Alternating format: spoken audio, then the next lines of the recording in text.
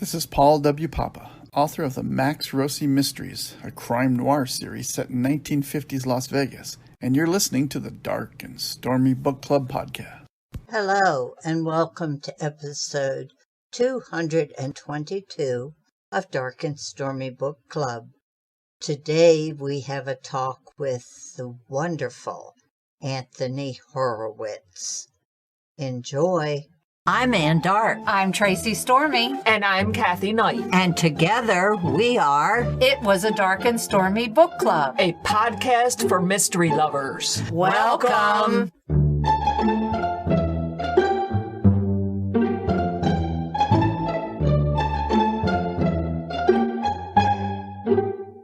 If you enjoy our show, please consider contributing to the Dark and Stormy Patreon. By becoming a patron, you will help us create better and quality content. There are also benefits to becoming a patron, such as exclusive content and Dark and Stormy merchandise. Become a supporter at patreon.com/darkandstormybc. Check our website for the link. We appreciate any and all contributions. Thank you. Internationally best-selling author Anthony Horowitz, third James Bond novel, After Forever and a Day.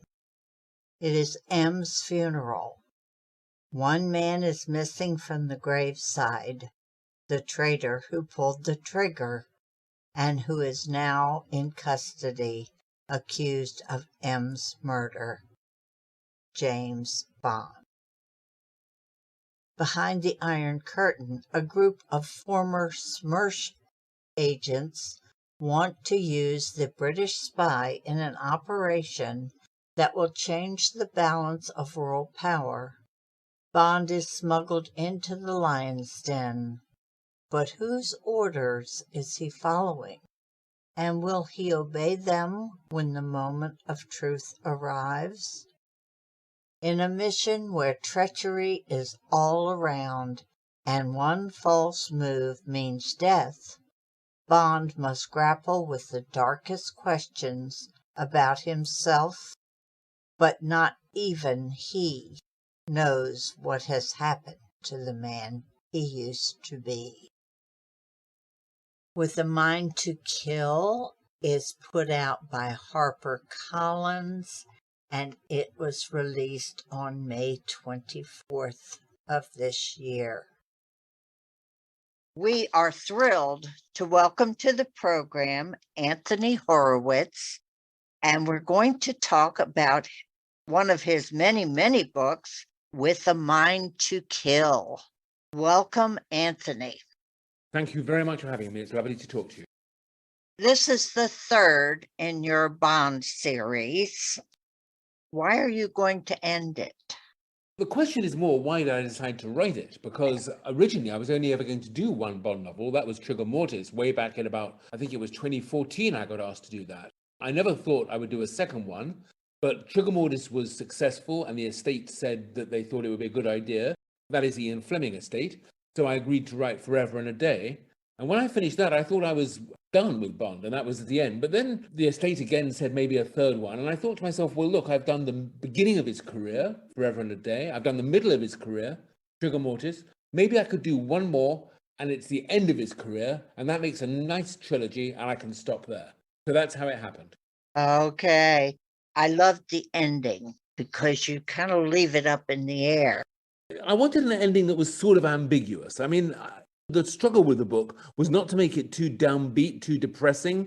And I certainly wasn't going to kill Bond. I can say that to you, you could say that's a bit of a spoiler, but I have gone on record as saying that it's not something I would ever do because I think it's not commenting on anybody else's work. But for me, Bond is forever.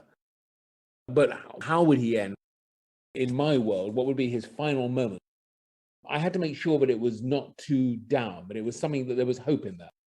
Yes, and you did a wonderful job. Thank you. What's next? Well, for me, lots of different things. My Hawthorne series, which began with The Word is Murder, then The Sentence is Death, and then A Line to Kill. It's followed by a fourth book coming out this fall in America called The Twist of a Knife. And that's a series of, I think, 12 books about a detective and the writer that he uses to write his books, the slightly odd twist being that the writer he approaches to write about him is me. So I am Watson to his Holmes, and I'm in the books myself. Reluctantly, I have to say. There are 12 of those books, and so another 8 after the next. I'm probably going to do another Alex Rider book, and I'm going to do a 3rd book in the series, which began with Magpie Murders, Moonflower Murders, and there's a 3rd book in that series. You can see it on TV, incidentally, later this year on PBS. Oh, good. Magpie Murders. So, you know, even as I talk to you, I realize how much work I have ahead of me and how much writing there is to do. I'm surprised you're not writing as we talk. Well, as a matter of fact, I am, but just on the side. Grandson is a huge fan of Alex Rider. He loves those books, and he likes the Diamond Brother books too. But well, it's funny you should mention that, you know, because I mean, I've had 3 books published this year. It's not due to sort of excessive overwriting on my behalf. It's more to do with COVID, of course, which has put a block in the pipeway of publishing. And the most recent book of mine is a new Diamond Brothers book. It's called Where Seagulls Dare. All the titles of these books are based on films that I loved when I was younger. And Tim Diamond and Nick Diamond, after 20 years, have made a return to the page. So I hope your grandson manages to get hold of a copy. I don't even know if it's going to be published in America, but if it isn't, of course, you can get it on Amazon all over the world. he'll be thrilled to hear that. I'm delighted. And you're also, in your spare time, create wonderful television programs. You did the Midsummer Murders, which I love, except I'm still mourning the loss of John Nettles. Oh, yes. The new guy is doing all right, but he's just not John Nettles. And then Foyle's War is just one of my favorites. Oh, you're very kind. Thank you. I mean, Foyle's War was 16 years of my life. It was a wonderful show to work on. My wife was the producer, and working with Michael Kitchen for all those years was a unforgettable experience. I think we did some fantastic work. And what pleases me is that even though it's been many years now since I wrote an episode of it, it's still available very widely on television.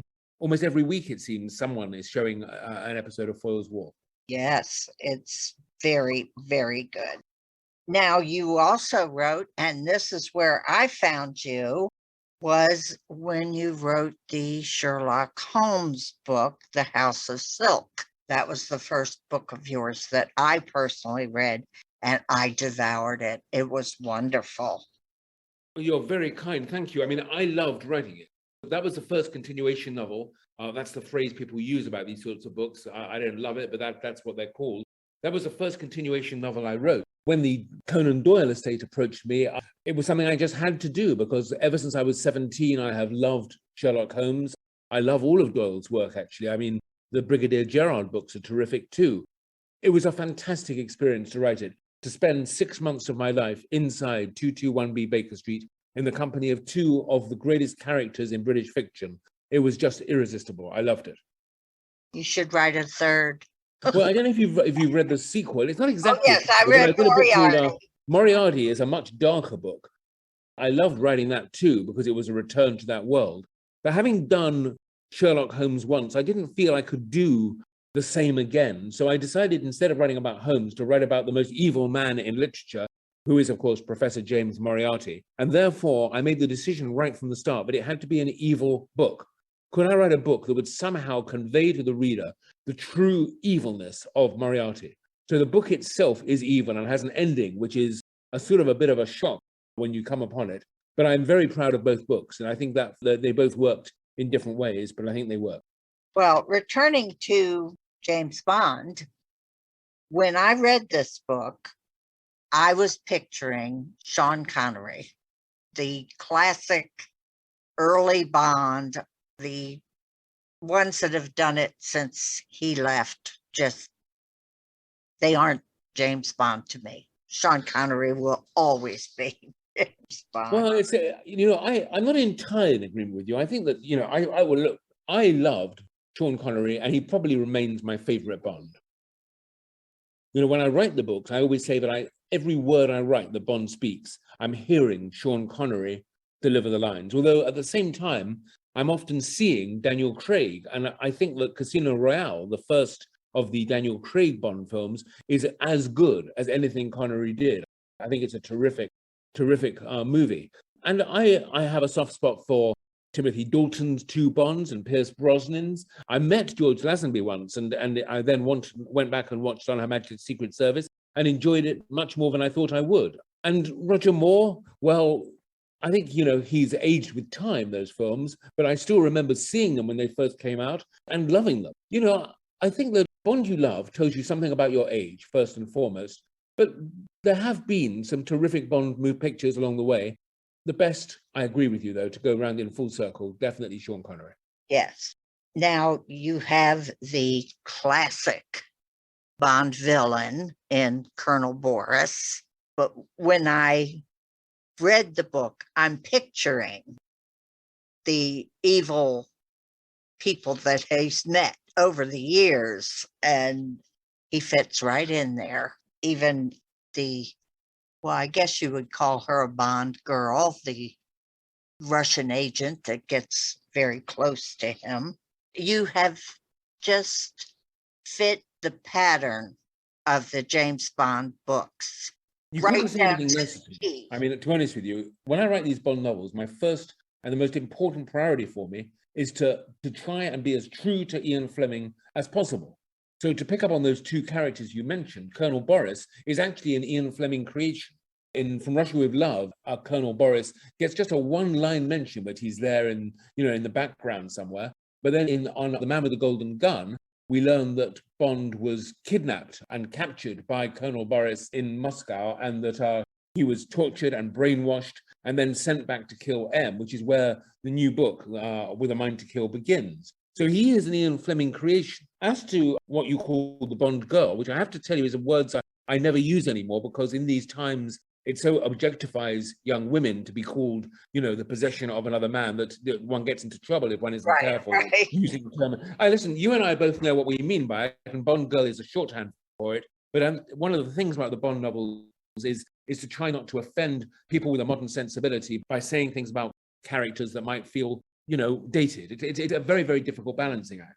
But I loved writing Kat. She's such an interesting character, a psychiatric nurse who actually knows the inside of Bond's head because she helped to brainwash him. And now there she is sort of looking after him, and they're forming a relationship. And obviously that relationship is going to go the same direction of all Bond relationships. And yet there's this terrible cat and mouse game between them. How much do they each know about each other? What do they really want? What secrets are they hiding? I found it really enjoyable writing about the two of them together.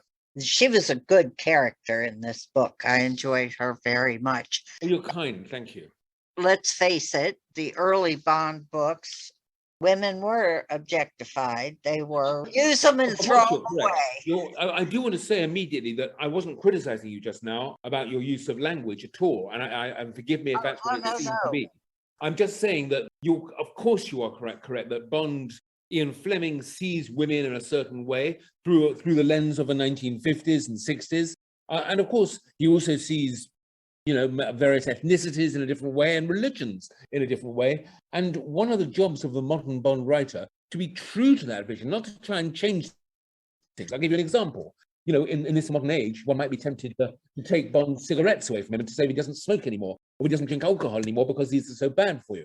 But that would be ridiculous. I mean, a Bond, for me, vaping in a book would be nonsensical. So you sort of take him warts and alls. The funny thing is that I've never thought Bond's attitude to women to be particularly unattractive. I mean, he's in most of the books, he is very, very kind to women. One thinks of Gala Brand in Moonraker, or Tracy On Her Majesty's Secret Service. First time he sees her, she's trying to commit suicide, and he ends up marrying her. It's a short-lived marriage, but nonetheless, he heals her, he helps her. He does the same, for that matter, for Honey Child Rider in Dr. No. The first time he sees her, I think her hand has touched an urchin or something, and he sucks out the poison to help her. So although he has a strong sex drive, I have always thought that he is not actually a sexist. No, I don't think he is. I think he loves women. He loves women, he is drawn to women, he needs women. And it's rather sad that he's unable to have a long-term relationship with a woman. That's one of the sadnesses. And I think I mentioned it in the book, With a Mind to Kill. The fact that he, has spent his whole life on his own. Yes, he has affairs. He doesn't have long-term relationships. That's part of his character. It's, I think, part of his mystique. But if you think about it for a bit, it's also on one level quite sad. Ian Fleming tends to kill off the women. But by and large, the women in the books are normally saved by Bond and are not killed. I'm trying to think if there are any other women that actually die in the James Bond novels. Talking about the movies. Now that's interesting because, of course, you see a lot of people think that the movies and the books are interconnected, but my books have absolutely nothing to do with the movies. What happens in the movies is never referenced in my books, just as the movies themselves have never, except for one scene, have never actually included anything from a continuation novel of Bond. They exist in their own world. And it's interesting because, back in the 50s, Ian Fleming sold the underlying rights in the character of James Bond to Eon Productions in perpetuity, forever, which means that company, Eon, now own the film rights to Bond, and the family, Ian Fleming's descendants, relatives, don't really have a lot of say in what happens. They control the books. They control the books, and I work for them. Eon Productions do their own thing, and their last, No Time to Die. It's their vision of Bond. So it's like parallel universes, parallel worlds. It's very interesting. Now, did Ian Fleming's family? They kept the Bond name, right? The Ian Fleming family have an enormous amount of control over the trademark 007, the name James Bond, and the books only exist with their permission and their authority. They invited me to write the Bond novel, which allowed me to do that, to write my 3 Bond novels. I could not have sat down and just written a James Bond novel and sold it to a publisher without their permission. They would have been unlikely to give it to somebody they hadn't chosen themselves. They know Bond inside out. And I have to tell you, they do a fantastic job of protecting the character and protecting Ian Fleming's legacy and the world of it. At the same time, they were very, very easy to work with, very helpful, knowledgeable, generous. I can say they became part of my family. What I mean is I became part of theirs. Wonderful. Tell me what's coming next, the new Alex Rider book, which my grandson will be thrilled, even though he's in college now. So he isn't quite that age group, but he will still, I'm sure, love this book. Now, the other series you write is that Power of Five, which is more of a fantasy. So you cover every genre. I think the only genre I'm not known for is romance and maybe poetry. Otherwise, I write pretty much everything. Great. Well, Anthony, we thank you for talking with us and spending a few precious minutes from your writing, and get back to work. You try and stop me. It's been a real pleasure talking to you, though. Thank you so much for inviting me. We'll look forward to the next Hawthorne and Horowitz coming out this fall. Anything else you write? I hope there'll be plenty more to read in the future. I hope so, too. Thank you, Anthony, and you enjoy the rest of your day. Thank you. Bye. Bye-bye. Trivia. Which author owns Doc Ford's Sandal Rum Bar and Grill in Florida? A. James Patterson. B. Carl Hyacin. C. Randy Wayne White. Or D. Susan Cornwell. The answer is C. Randy Wayne White. A resident of Southwest Florida since 1972, he lives on Sanibel Island, where he is active in South Florida civic affairs and owns the restaurant Doc Ford's Sanibel Rum Bar and Grill. His protagonist in his books is retired NSA agent Doc Ford. Well, that brings us to the end of another episode. First of all, I want to thank Tracy and Kathy for jumping in and helping out during this time of anxiousness in my family. Thankfully, my husband is pulling through beautifully, and it's just going to take a little time. But we are back and hopefully back on track. Thank you for being here with us, and we hope you join us next week. And remember, life would be boring without a little mystery. Bye.